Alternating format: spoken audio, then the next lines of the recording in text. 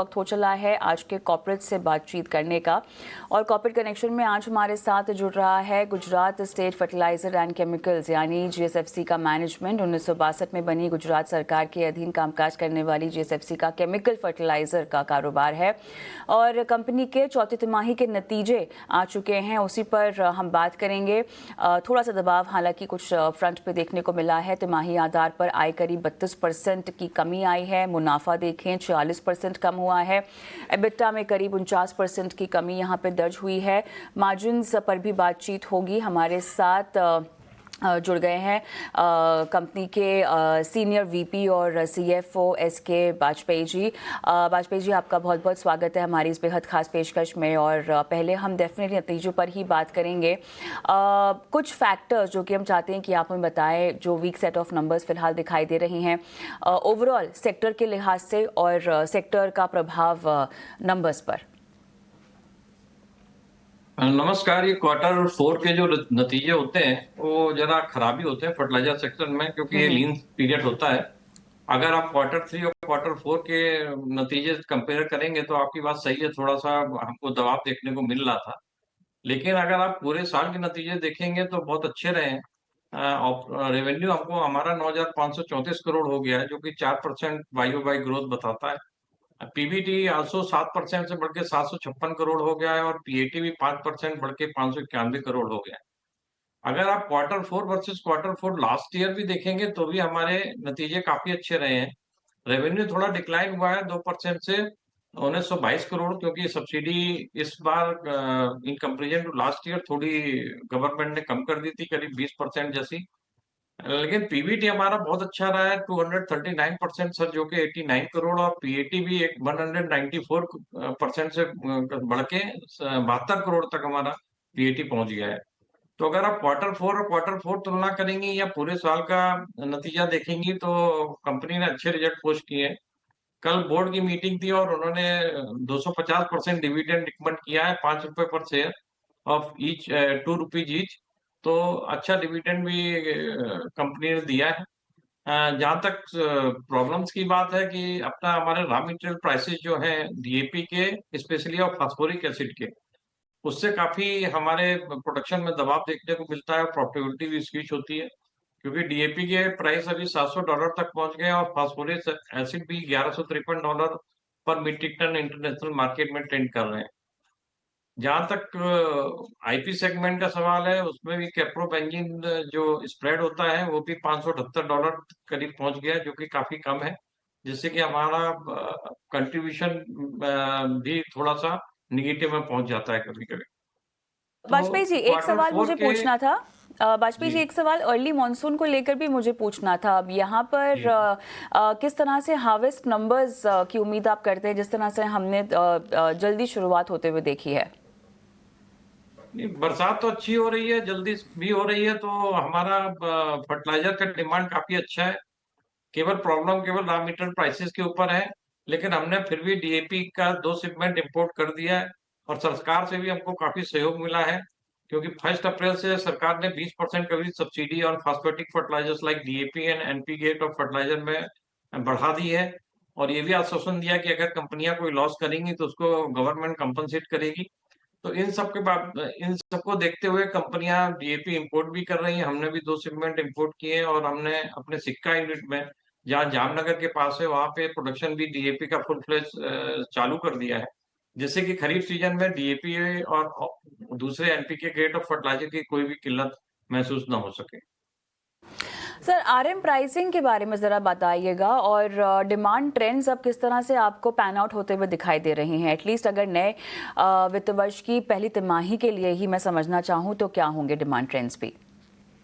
Demand trends बहुत अच्छे हैं, जैसा आपने बताया कि बरसात अच्छी होने की उम्मीद है और फर्स्ट क्वार्टर में वैसे भी हमारी सेल्स बहुत पिकअप करती है, तो मांग अच्छी है। हमने अपना APS, ammonium phosphate sulphate, ammonium sulphate, urea, DAP सभी किस्म के फर्टिलाइजर मार्केट में प्लेस भी कर दिए हैं, जिससे कि जैसे ही बरसात शुरू होती है और सीजन शुरू होता है तो आप किसी को भी मार्केट में फर्टिलाइजर की किल्लत ना हो सके, तो उसकी सब व्यवस्था हमने कर दी है और फर्स्ट क्वार्टर के नतीजे हमारे ख्याल से बहुत अच्छे रहने की उम्मीद है।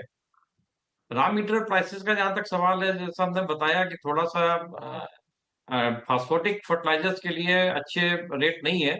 अदरवाइज नेचुरल गैस भी हमको 2% करीब गिरावट आई है, और अमोनिया भी अच्छे प्राइस पे $325 पे अभी ट्रेंड कर रहा है, तो जो कि अच्छे प्राइसेस हैं। और इस पे यूरिया और नाइट्रोजन फर्टिलाइजर्स में कोई प्रॉब्लम आने वाली नहीं है। ओके सर, यहाँ पर केपेक्स प्लान समझना चाहेंगे FY26 के लिहाज से, और उसके साथ साथ आपके ऑन गोइंग प्रोजेक्ट्स को लेकर फिलहाल क्या स्टेटस है, क्या उसका अपडेट भी आप दे पाएंगे? जी, हमारा जो एक 15 मेगावाट सोलर पावर प्रोजेक्ट था चारकना में, गुजरात में, अभी हमने रिसेंटली कमीशन उसको कर दिया, जिससे कि हमको 15 मेगावाट ग्रीन पावर मिलना शुरू हो गया है, जो कि रिप्लेस कर रहा है महंगे पावर से, जो कि हम इलेक्ट्रिसिटी बोर्ड से अभी खरीद रहे थे। दूसरा एक यूरिया 2 रिवैम्पिंग प्रोजेक्ट था, 450 करोड़ का प्रोजेक्ट है, जो कि हम इसी मंथ के एंड तक कंप्लीट कर लेंगे। ट्रायल रन प्रोडक्शन अभी हम कर रहे हैं, जो कि काफी अच्छे हैं, और मोर देन 100% कैपेसिटी पे हम प्लांट रन हो रहा है, जिससे कि हमारा एनर्जी कंजम्पशन जो यूरिया में होता है उसमें स्टैंडर्ड नॉर्म्स हम सेट हो जाएंगे, जो कि गवर्नमेंट ने हमको दिए हैं। तो एनर्जी कंजम्पशन कम होने की वजह से हमारा कॉस्ट इफेक्टिवनेस बढ़ जाएगी और प्रॉफिटेबिलिटी में सुधार होगा। इसके अलावा GIPCL एक हमारी सिस्टर कंसर्न है, जिसमें कि 75 मेगावाट सोलर पावर प्रोजेक्ट डाला है। उसमें हमने थोड़ा इक्विटी के कंट्रीब्यूशन किया था, करीब 50 करोड़ जैसा। तो उन्होंने 25 मेगावाट तो कमीशन कर दिया है, अभी रेस्ट 50 मेगावाट भी इसी महीने कमीशन हो जाएगा, जिससे कि हमको 50% ऑफ टोटल 75 मेगावाट, मतलब 37.5 मेगावाट सोलर पावर और मिलेगा, जिससे कि अगेन हमारा पावर कॉस्ट काफी कम हो जाएगी।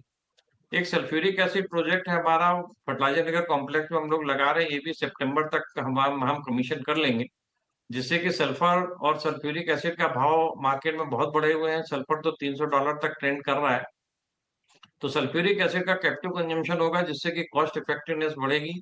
और APS और अमोनियम सल्फेट, दो प्रोडक्ट जो हमारे फर्टिलाइजर कॉम्प्लेक्स के हैं, उसमें हमको काफी अच्छे दरों पे सल्फ्यूरिक एसिड मिलेगा कंजम्पशन करने के लिए, जिससे कि प्रॉफिटेबिलिटी में भी सुधार हो।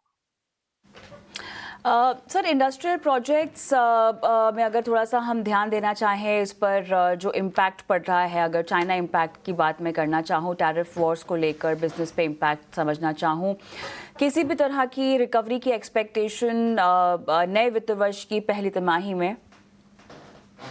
कैप्रोलैक्टम बेंजीन स्प्रेड काफी घट के $693 से घट के $578 तक आ गया है, और इसकी अभी तक कोई ऐसी खास उम्मीद नहीं है अच्छा होने की। कैप्रोलैक्टम प्राइसेस जरूर थोड़े इंप्रूव हुए हैं, $1200 तक चले गए हैं, लेकिन बेंजीन प्राइसेस बहुत वॉलेटाइल हैं, जिससे कि कैप्रोलैक्टम बेंजीन स्प्रेड काफी दबाव में रहता है। चाइना और US में जो चल रहा है, वो चाइना के जो कैप्रोलैक्टम है वो इंडिया में काफी अच्छे, मतलब कम्पिटिटिव रेट पे वो डंप करते हैं, जिससे कि हमको IPP रेट मेंटेन करने में काफी मुश्किल होती है। बाकी मेलामाइन और जो दूसरे IP प्रोडक्ट हैं, उसमें इतना कोई प्रॉब्लम नहीं है, चल रहा है। लेकिन हमने कैप्रोलैक्टम से निपटने के लिए एक नया प्रोडक्ट निकाला है, HX क्रिस्टल, जिससे कि कैप्रोलैक्टम का प्रोडक्शन कम होगा और HX क्रिस्टल का हमारा आउटपुट बढ़ गया है।